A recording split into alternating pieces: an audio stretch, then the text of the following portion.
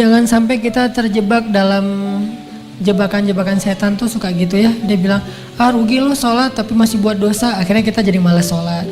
Padahal sholat itu cara kita untuk ninggalin dosa. Inna sholata tanhal fahsya'i wal munkar. Itu sifat dari sholat, itu mencegah kita dari dosa. Udah Ustaz tapi gak tercegah. Lihat, minimal ada rasa feeling guilty kan.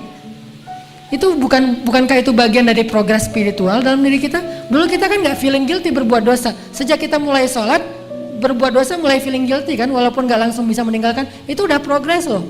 Dan itu udah terbukti bahwa sholat itu benar-benar tanha al fahsya'i wal munkar. Mulai ngerasa gak enak, mulai ngerasa malu. Dulu gak ada malunya, malah bangga lagi berbuat dosa. Sekarang malu. Bukankah malu itu bagian dari iman? Berarti sholat membangun keimanan kita. Merasa nggak enak sama Allah, bukankah muraqabah itu bagian dari iman? Merasa dipantau oleh Allah, mulai merasa setelah itu nyesal. Dulu nggak ada nyesalnya, habis buat dosa biasa aja malah bangga, malah cerita-cerita. Sekarang malah nyesal, masih buat dosa sih, tapi setidaknya udah nyesal. Maka terusin sholatnya, perbaiki sholatnya, Allah akan perbaiki diri kita dari dosa.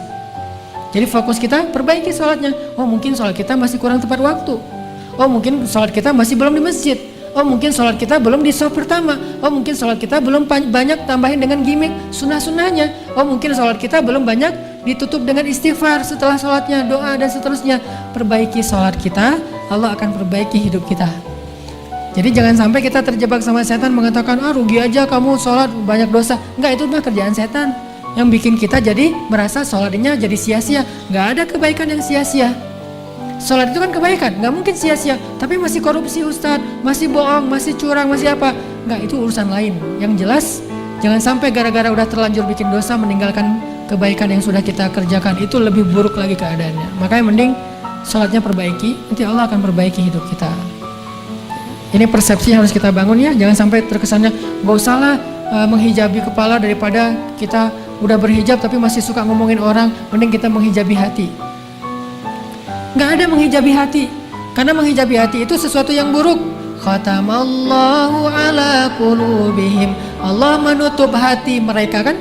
Hati itu jangan ditutup, hati itu dilapangkan, dibuka. Alam nashrah laka sadrak. Jadi yang benar menutup kepala, membuka hati, bukan menutup hati, membuka kepala, kebalik.